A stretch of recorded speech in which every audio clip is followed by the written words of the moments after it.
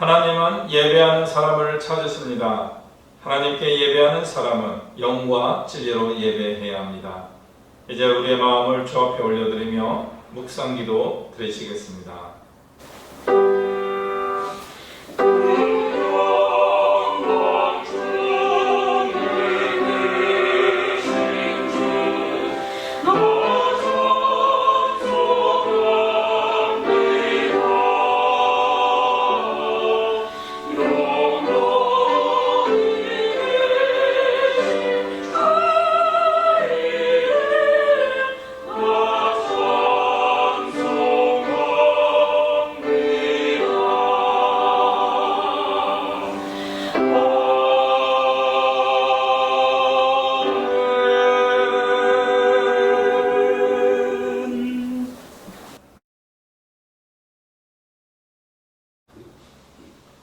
함께 찬송가 400장 우리 하나님께 찬양 올려드리겠습니다.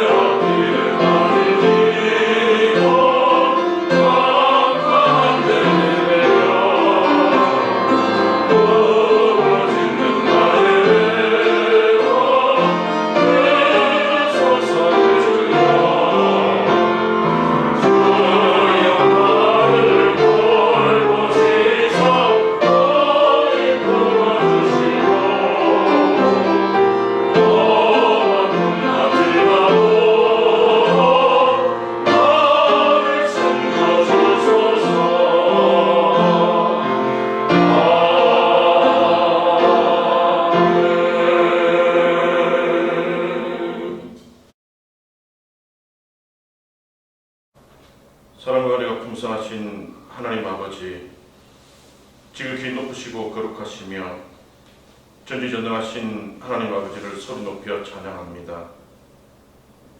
이 시간 세상과 구별되게 하시어 예배의 자리에 불러주시고 마음과 뜻과 정성을 모아 영과 진리로 예배드리며 찬양하게 하심에 감사를 드립니다. 부족하고 연약한 모습 그대로 주님 앞에 나왔사오니 저희들의 부족하고 연약한 믿음을 주님의 말씀을 통하여 채워주시고 강하게 하셔서 주님의 세미한 음성을 들으며 주님과 교통하는 귀하고 복된 시간 되게 하옵소서.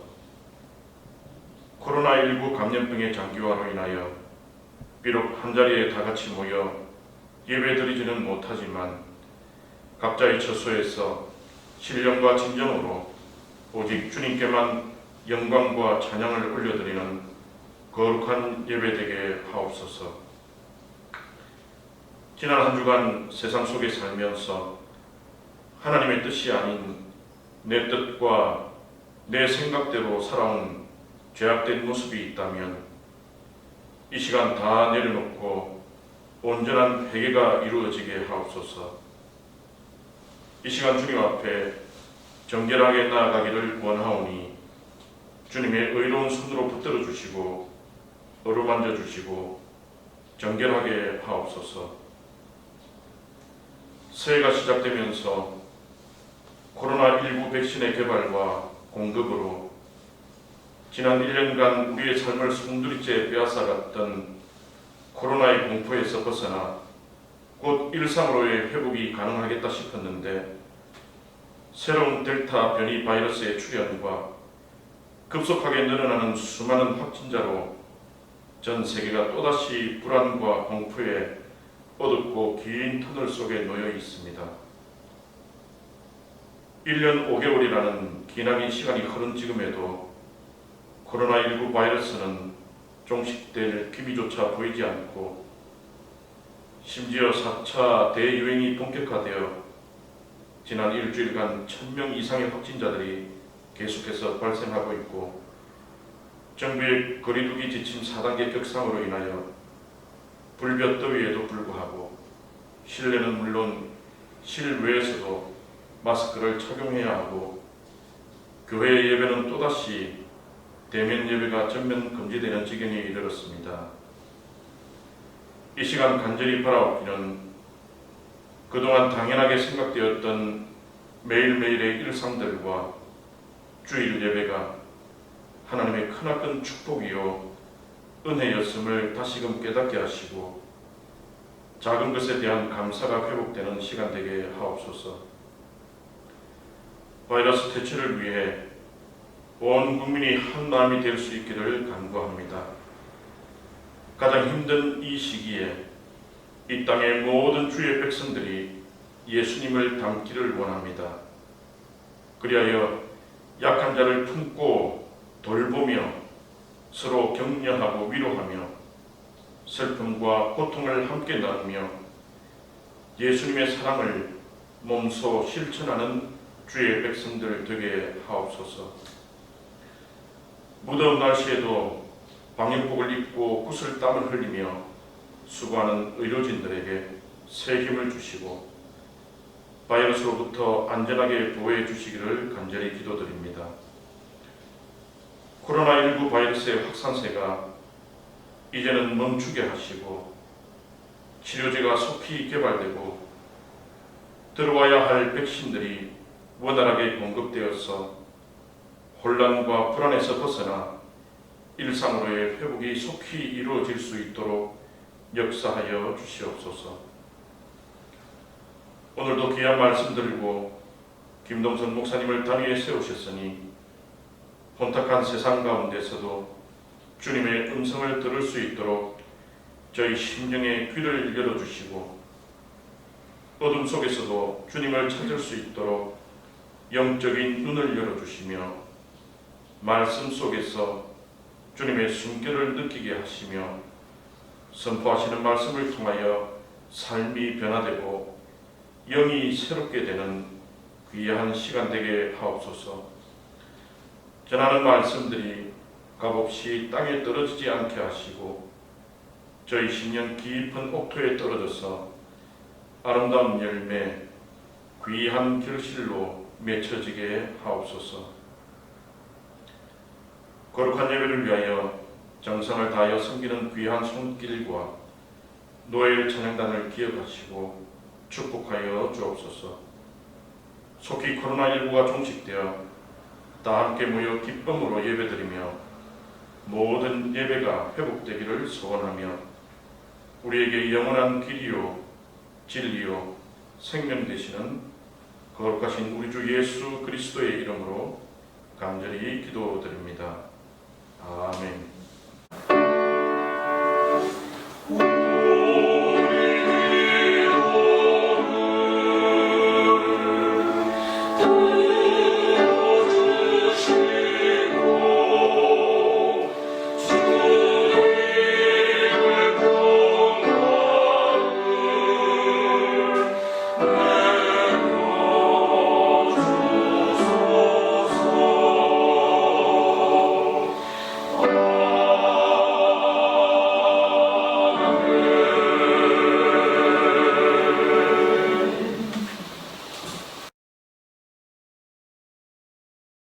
오늘 우리가 읽을 하나님 말씀은 요한계시록 22장 14절 말씀입니다. 제가 받들어 봉독합니다. 자기 두루마기를 빠는 자들은 복이 있으니 이는 그들이 생명나무에 나아가며 문들을 통하여 성에 들어갈 권세를 받으려 함이로다. 아멘.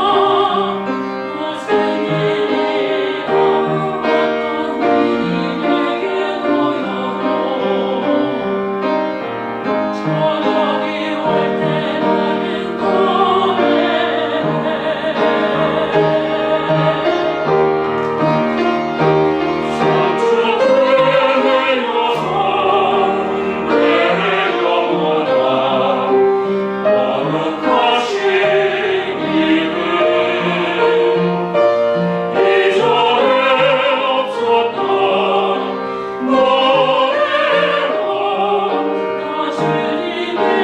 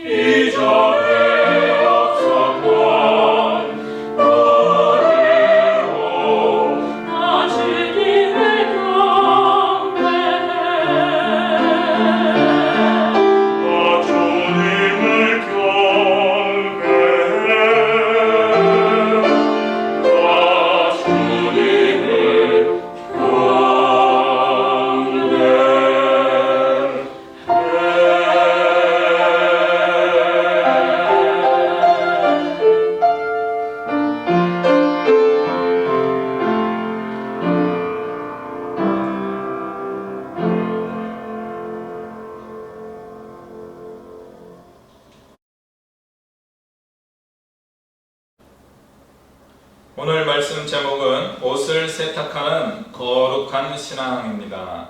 요한계시록 22장 14절 말씀은 우리 성경 말씀, 구약 성경과 신약 성경을 전체를 총정리하는 마지막 22장에 나오는 말씀입니다. 우리가 천국에 들어가야 되는 소망을 잘 이야기해 주고는 구절이라고 할 수 있습니다. 겉옷을 빠는, 두루마기를 빠는 그런 사람들이 복이 있다 하는 가르침이죠. 두루마기는 우리가 한복을 입을 때 입는 겉옷을 말합니다.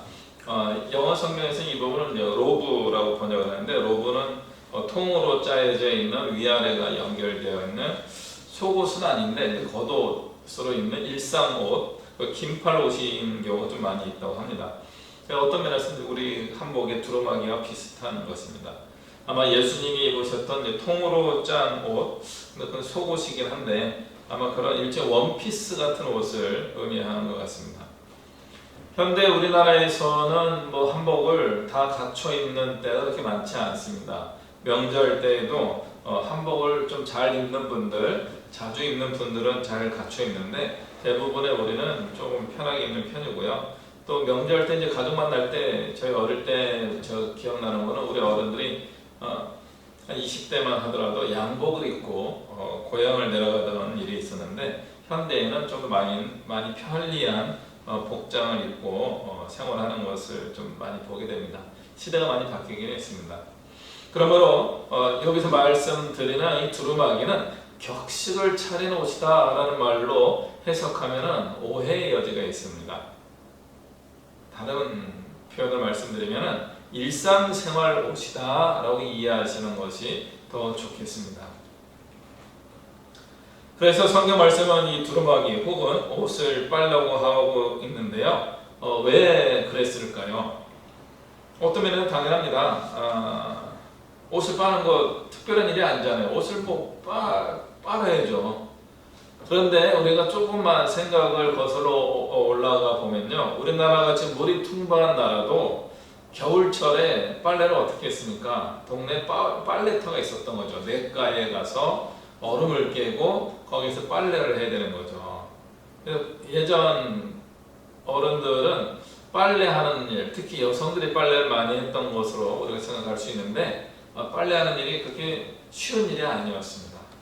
그러므로 옷을 빨아야 된다라고 이야기한 것은 굉장히 중요한 의미를 가지고 있어요. 또 다른 의미는 뭐예요? 이스라엘이나 또 중동 지역, 건조 지역에서 보면요, 여기 또 물이 부족해요. 빨래만 되면 건조는 잘 되는데 물이 부족하니까 이 빨래하는 거를 자꾸 미루는 일이 많이 생기는 거죠.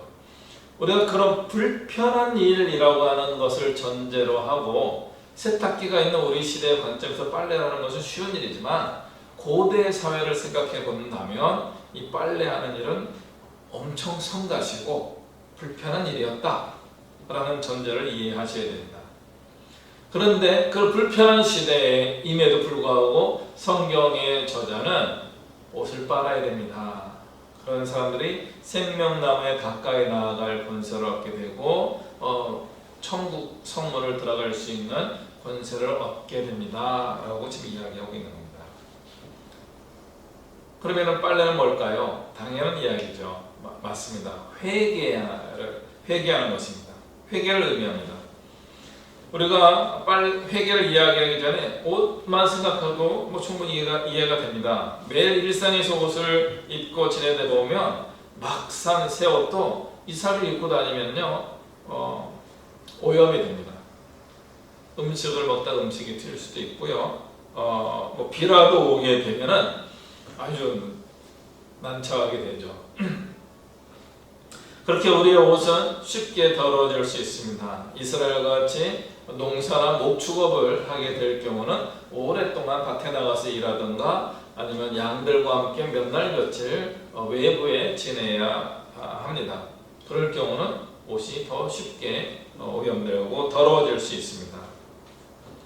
외부에서 오는 오염의 원인이 있습니다. 그러나 또 한 가지는 그 옷은 어떤 누구로부터 오염됩니까? 옷을 입고 있는 나로부터도 오염이 됩니다. 우리는 그런 생각을 많이 해보지는 않지만 실제로 내가 옷을 입고 있으면요, 우리 피부에 각질이 하루에도 엄청나게 많이 발생하게 됩니다. 그 각질이 발생하는 이유는 우리가 살아있기 때문에 그렇습니다. 죽으면요, 각질 안 생겨요. 썩지요. 각질이 생긴다는 것은 우리가 생명 활동을 하고 있기 때문에 그렇다라고 생각할 수 있습니다. 그러니까 새로운 생명이 만들어지게 되니까, 새로운 세포가 만들어지니까 옛날 세포가 이제 몸으로부터 배출되는 거죠.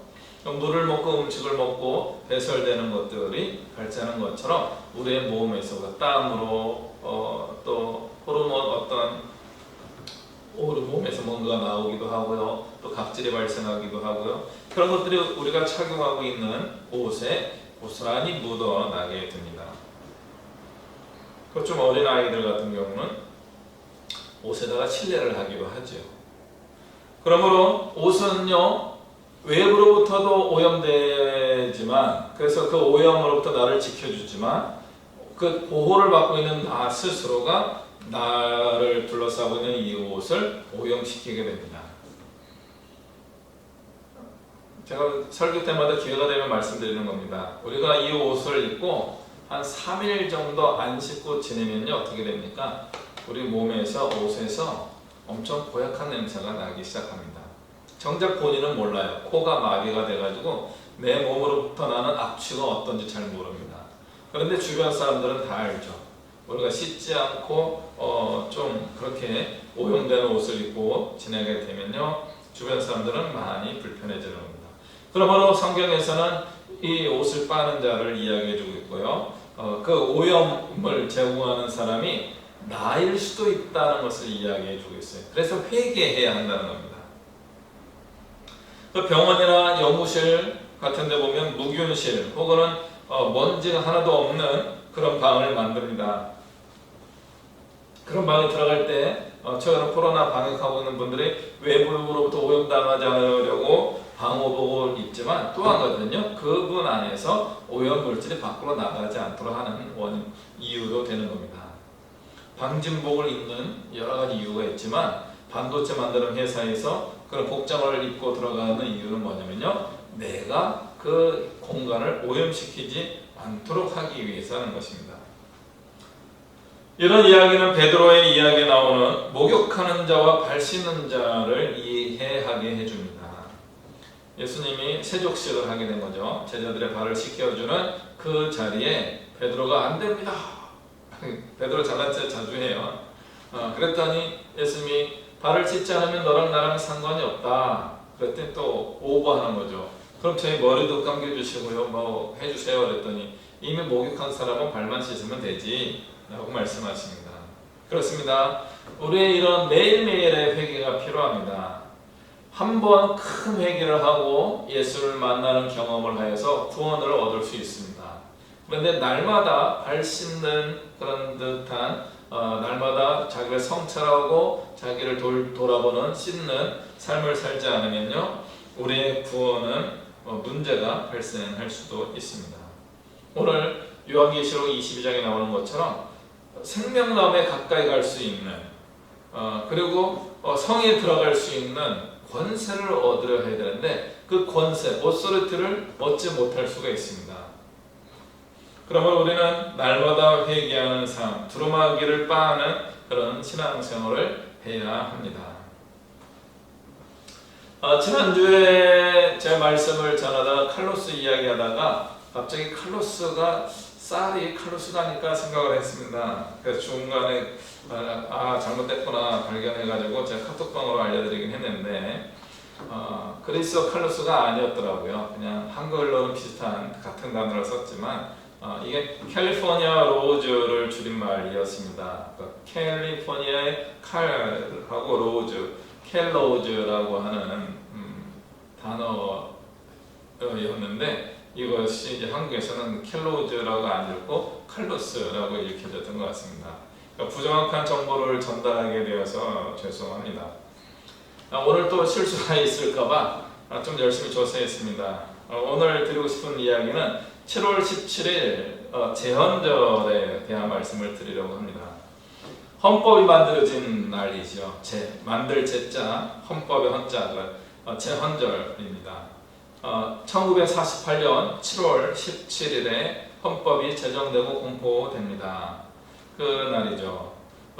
건국일에 대한 논쟁이 존재하지만 저는 건국일에 관한 부분에서는 임시정부도 매우 의미 있는 날이다라고 보고 있습니다. 그러나 구체적인 그때는 임시정부였고 이제 국가적으로 인정된 대한민국이라고 하는 정부는 1948년 8월 15일에 세워지게 됩니다.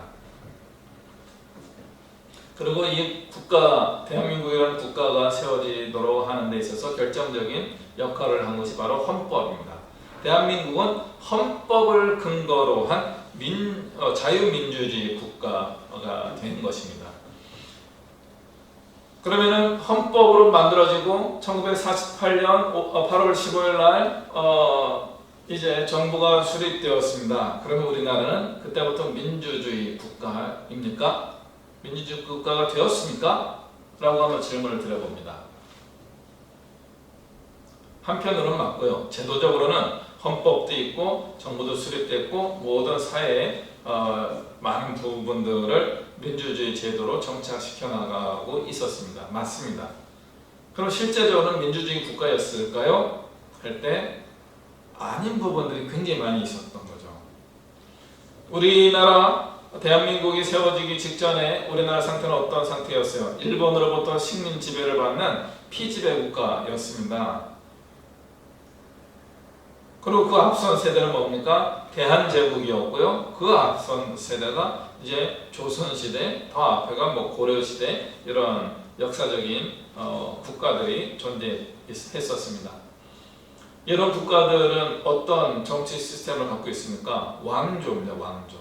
공고한 왕조 시스템을 갖고 있었습니다. 왕과 귀족들이 상위층을 장악하게 되고 나머지 평민과 천민으로 나누게 되는데 실제로는 평민과 천민의 차이가 없을 수도 있는 그런 상태의 시대였습니다. 그래서 왕과 귀족들이 백성들을 함부로 대하기도 했었습니다. 그리고 일제시대 때는 한편으로는 그게 장점일 수도 있지만 그것 때문에 사회적 혼란이 더 많이 온 겁니다. 귀족 계급을 다 없애버렸습니다. 왕조를 없애버리고 모든 국민들을 평준화시켜버렸습니다. 그것 때문에 일본이 우리나라를 개화시켰다 이렇게 거짓말을 하고 있는데 개화가 아니고요. 낮은 피지배 국가를 만들어버린 것입니다. 그 시대를 겪어온 분들의 내면에는 한 두 가지 정신이 남아 있었다고 봅니다. 한 가지는 왕조 시대에 가지고 있었던 귀족에 대한 사모하는 마음이 있었습니다. 지금도 우리에게 있죠. 족보를 자꾸 따지는 사람들, 저도 어릴 때 많이 찾아봤습니다. 다 왕의 후손들입니다. 김 씨는 어떤 왕들의 후손이고, 이 씨는 어떤 왕들의 후손들이고요. 그 외에 왕 씨나 한 씨나 이런 분들도 다 왕의 후손들입니다. 박 씨도 그렇고. 아닌 분들은 굉장히 불편하게 여기는 조상의 이야기를 불편하게 하기 어려운 그런 뭔가 성씨 때문에 갖게 되는 자격지심 이런 게 생기기도 하였습니다. 잘못된 겁니다. 민주주의 시대에 절대로 안 맞는 것입니다. 계속 성씨와 조상을 들먹이고 있다면 아직은 민주주의 시대를 제대로 살아가고 있지 않은 것입니다. 또 하나 그런 중세 왕조 봉건 시대를 가지고 있는 우리 어떤 기업과 함께 또 하나 남은 게 뭡니까? 일제 시대를 겪게 된 군국주의 정신입니다. 칼 들고 설치는 일제 시대 때 순사들만 칼을 들고 다닌 것이 아니라 선생님들도 일본 선생님들도 교단에 강의하러 수업을 하러 올라올 때 칼을 차고 올라오는 경우도 있었다고 합니다. 폭력적인 것으로 우리 사회를 억압하여서 찍소리도 못하게 만드는 그런 식민지배 군국주의 정신이 우리에게 남아 있습니다. 그게 고스란히 반영된 게 군사 쿠데타였고요.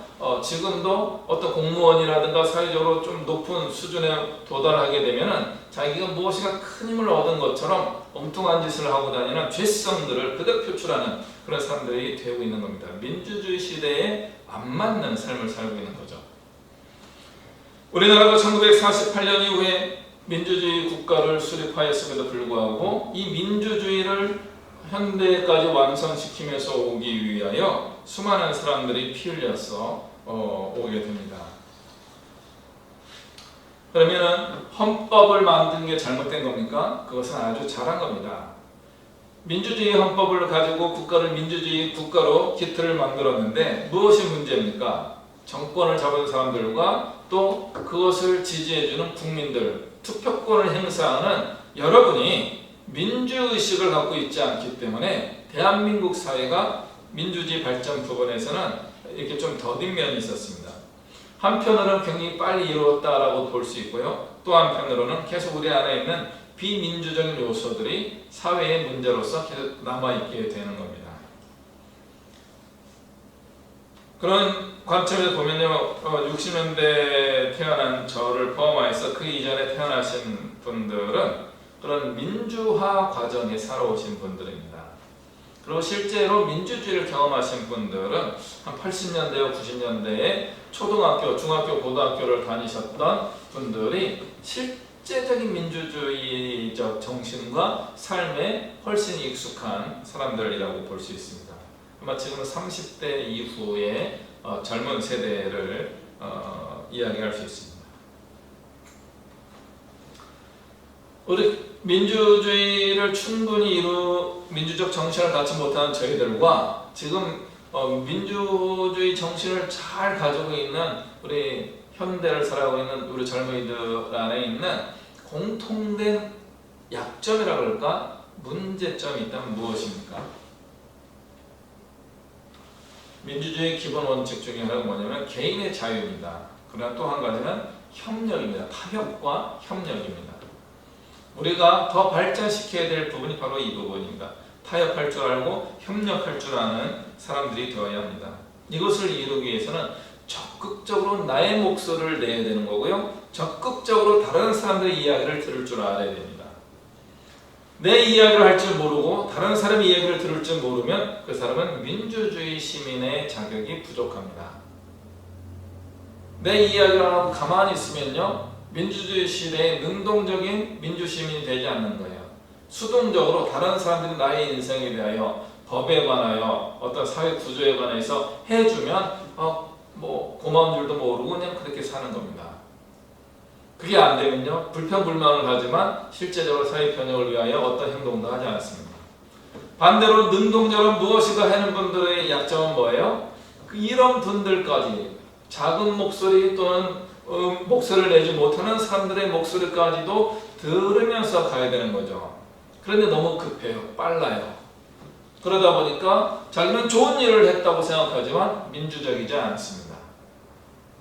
민주적 관점으로서 일을 해야 되는 거죠. 좋은 일을 하는 것도 중요합니다. 그러나 그것을 민주주의의 방식으로 하는 것은 현대 민주주의 국가에 살아가고 있는 우리가 해야 되는 큰 덕목입니다. 그래서 하나는 개인의 자유고요. 또 다른 것은 공동체의 행복입니다. 공동체만 강조하면 안 되고요. 개인도 강조해야 됩니다. 개인주의만 돼서는 안 되고요. 그것이 공동체로 확장이 되어야 되는 겁니다. 그러므로 우리는 앞으로 미래의 민주주의와 우리 사회 발전에 대하여 아무런 전망이 됩니까? 밝은 미래의 전망이 보입니까? 신문 보도는요, 암울한 전망을 많이 합니다. 그러나 최근에 놀라운 기사가 나온 거죠. 실제로 이루어진 겁니다. 유엔에서 대한민국을 개발도상국이 아니라 선진국으로 인정하게 된 겁니다.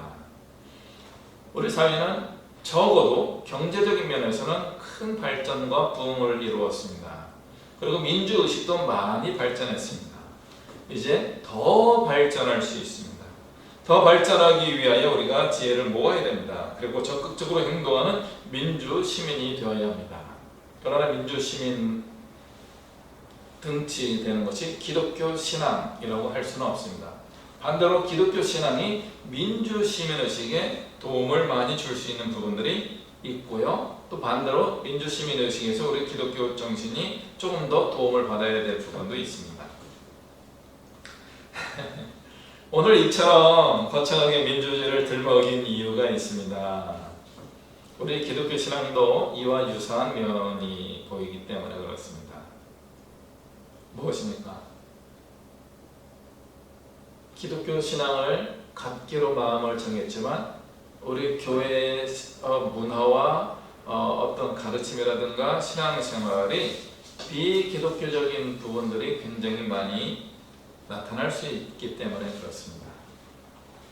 한때 세계 최고의 부흥을 기록하던 한국교회는 한 90년대 이후에 급격히 사회로부터 외면당하고 지탄의 대상으로 바뀌게 됩니다.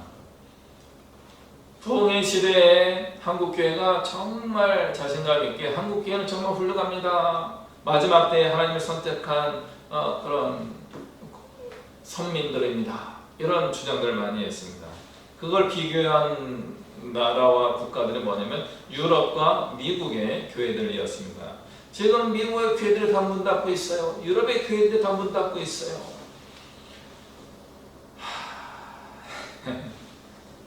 완벽하게 틀린 말은 아니지만 또 맞는 말도 아니었습니다. 지금도 영국이라든가 그리스에서 재정난에 허덕이는 교회들이 이슬람 교회에 팔리기도 한다. 그 건물이 팔리기도 합니다. 그러나 제가 유럽은 잘 모르겠지만 미국에 한 잠깐 생활하면서 보니까요, 미국 시골 마을인데도요, 두 블럭마다 교회가 하나씩 있어요.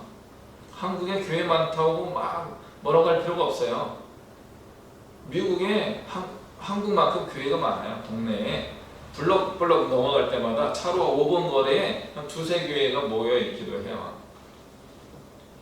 그리고 이머징 처치라고 해서 새롭게 등장한 뜨는 교회들이 있습니다. 그런 교회, 대형 교회들이 막 새롭게 등장하기도 합니다. 그리고 오래된 교회들이 성도가 좀 줄고 고령화돼서 교회가 없어지기도 하고 하는 그런 문제가 생기지만 모든 교회가 그런 게 아니고요. 도시화 때문에 그렇습니다. 미국에서도 시골 교회들 좀 그런 어려움을 겪습니다. 그런데 그럼에도 불구하고 그 교회들이 재정적으로 부족하지가 않아요. 그리고 그 교회 안에 있는 성도들이 굉장히 의식이 훌륭합니다. 그냥 수동적인 크리스찬으로 앉아있는 것이 아니라 목회자와 성도가 상호 어떤 대화와 어떤 상호작용을 많이 하면서 교회를 계속 풍성하게 이루어가게 됩니다. 한국교회가 앞으로 꿈꿔야 되는 부분이 바로 이것입니다. 여러 성도인들이 낮은 수준의 신앙생활을 하는 것이 아니라 적극적이고 능동적인 신앙생활을 할 수 있어야 된다. 이 말씀을 꼭 드리고 싶습니다. 그리고 우리 안에 있는 비기독교적인 요소를 자꾸 발견하고 빨래하듯이 자꾸 씻어내야 되는 겁니다. 회개해야 됩니다. 우리는 가만히 있어도 오염되는 존재입니다. 그런데 무엇인가 사역을 많이 하고 있으면요, 더 많이 오염되는 거예요. 내가 하나님이 기뻐하시는 일을 많이 했다. 많이 더러워진 겁니다. 그래서 빨래해야 돼요. 세탁을 해야 되는 거예요. 옷을 빨아야 돼요. 유명하고 사역 많이 하시는 분들이 자주 실수하는 게 바로 그거예요. 나는 정말 하나님의 일을 열심히 했으니까 괜찮지 라고 생각하는데 그런 사람들이 더 많이 오염됩니다. 외부로부터도 오염되고요, 내면으로부터도 많이 나오는 거예요. 달리기 많이 하고 운동 많이 하면요, 땀도 많이 나요. 내가 나를 더럽히는 거예요. 그걸 안 씻고 하루 지나면요, 그 땀에 먼지가 묻고 거기서 자세히 설명 안 하겠습니다. 아시죠? 더러워요. 운동 열심히 하면요, 더러워요. 그래서 샤워를 해야 되는 거죠. 하나님의 일을 많이 하는 분들 회개를 더 열심히 해야 되는 겁니다. 오늘 길을 세웠던 하영조 목사님이 여러 가지 사정이 있어가지고 사역을 쉬고 하와이에 갔다가 영국에 있는 교회들을 탐방하는 그런 시간을 갖게 되었는데, 영국 교회가 문을 닫는다 그래서 그런가 보다 그때 정말 많이 문을 닫고 있더라는 겁니다. 벌써 그분이 80년대 교회를 세웠으니까 꽤 한 30년 되나요? 그렇죠. 30년 넘네요. 그래서 그렇구나, 영국 교회가 망하고 있구나, 한데 아니라는 거예요. 하영재 목사님이 거의 발견한 게 뭐냐면은, 그런 교회의 쇠퇴 속에서도 부흥하는 교회, 성장하는 교회가 있었다는 겁니다.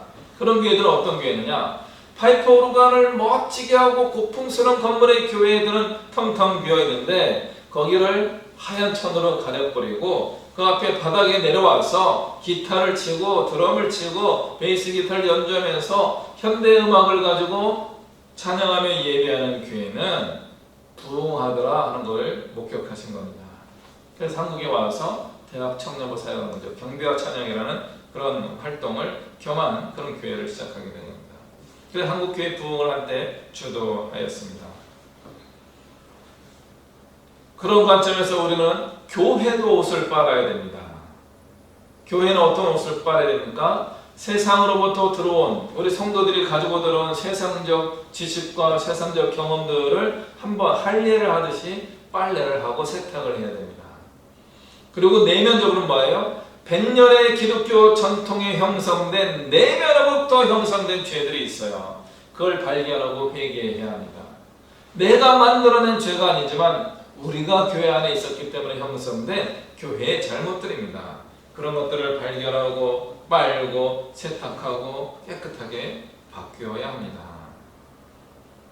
그렇게 하게 될 때 우리 교회가, 우리 예안교회가 생명나무로 가는 길을 보여주고 그 길을 통과할 수 있는 문이 되는 그런 하나님의 권세를 가진 교회가 될 수 있을 것입니다. 그러면 우리는 권세를 얻어야 됩니다. 그 권세는 하나님이 주시는 능력입니다. 아무리 그럴싸해도 권세가 없으면 무용지물입니다. 한두 번 속임수로 그럴듯하게 나 이런 사람이야 라고 통과할 수 있을지 모르지만 마지막 문까지 통과할 수 없습니다. 거룩한 행실로 옷을 입었을지라도 내적으로 그리고 외적으로 계속 우리의 선함은 오염됩니다. 그러므로 날마다 옷을 빠는 마음으로 몸과 마음을 씻는 삶을 살아가야 합니다. 그런 사람에게 하나님이 권세를 주십니다. 천국문을 통과할 수 있는 그 권세를 주십니다. 그렇게 우리의 두루마기 겉옷을 빨 수 있도록 해주는 세제와 풍성한 물은 과연 무엇일까요? 바로 말씀과 우리 성령님입니다. 성령님이 우리 안에 생수의 강을 흘러넘치게 하시고 말씀으로 우리를 새롭게 함으로 인하여서 우리를 더욱더 거룩하고 깨끗하게 하실 것입니다. 영과 진리로, 말씀과 성령으로 하나님을 예배하는 우리 믿음의 식구들 되시기를, 그렇게 날마다 새로워지는 우리 이 안의 성도들 되시기를 주님의 이름으로 축복합니다. 기도하겠습니다. 사랑과 은혜가 충만하신 하나님 아버지, 고맙습니다. 우리가 우리의 겉옷을 빠는, 그리고 기회가 되면 목욕도 하는, 목욕을 한 사람이라면 날마다 발을 씻듯이 자기를 돌아보고 깨끗하게 자기의 신앙생활을 지키며 살아가는 그런 사람이 되겠습니다. 우리를 하는 나라의 능력자로, 사역자로 권세를 덧입혀 주시옵소서. 예수 그리스도의 이름으로 기도합니다. 아멘. 찬송가 268장 우리 힘차게 찬양하겠습니다.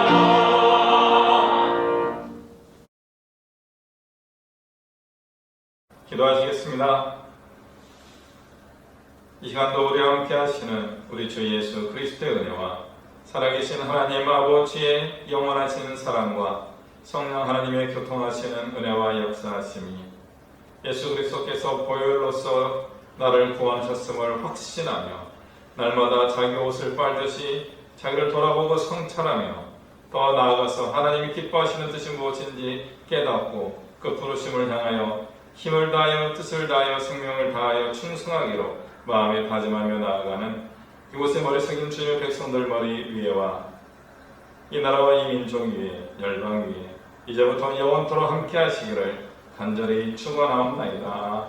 아멘.